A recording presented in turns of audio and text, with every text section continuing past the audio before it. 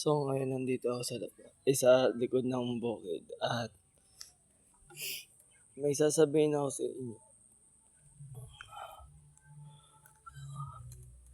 Ay, pati sa mga kay papa ko, kung wala kayong support sa pagba-vlog ko, sana naman huwag niyo akong pinapahiya, at buhay ko 'to,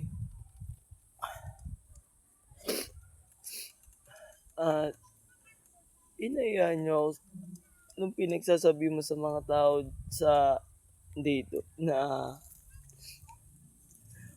tanga ko pang-vlog. Yun, ang tanga ba? Alam mo, hinihintay ko lang na pansinin ako ng Facebook at YouTube at TikTok na ano,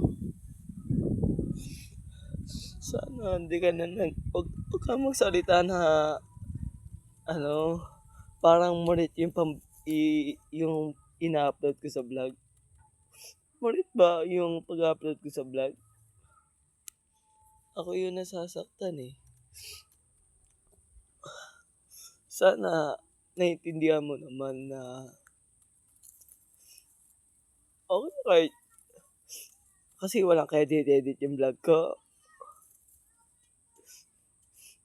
Walang ka-edit-edit, alam ko naman na walang ka-edit-edit yung vlog ko. Sana wag mo wag mo akong sisirain na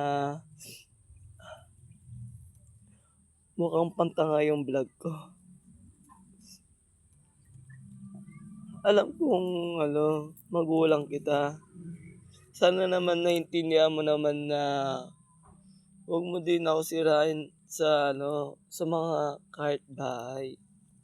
Ako'y nasasaktan, Sana maintindihan mo.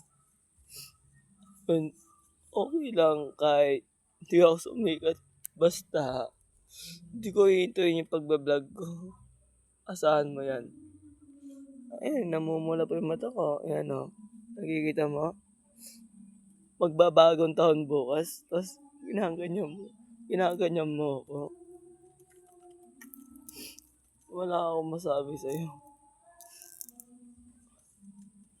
Sana wag mo akong ginaganyan kasi alam ko kulang kita,